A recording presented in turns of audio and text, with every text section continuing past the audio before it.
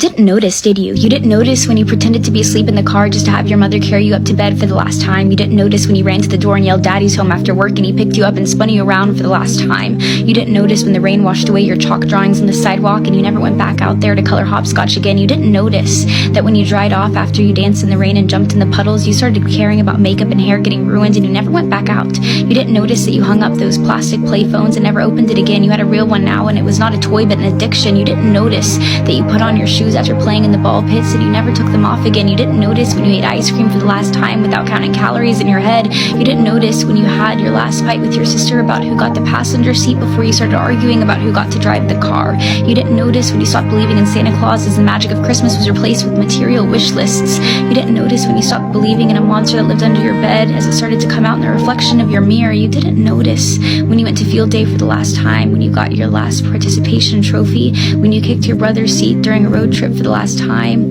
when you had your last play date with your Barbies, when you had your last Disney movie night with your family. You didn't notice that grandparents don't last forever. You didn't notice that your childhood cat wasn't eternal. You didn't notice your parents are growing up too. You didn't notice it, do you?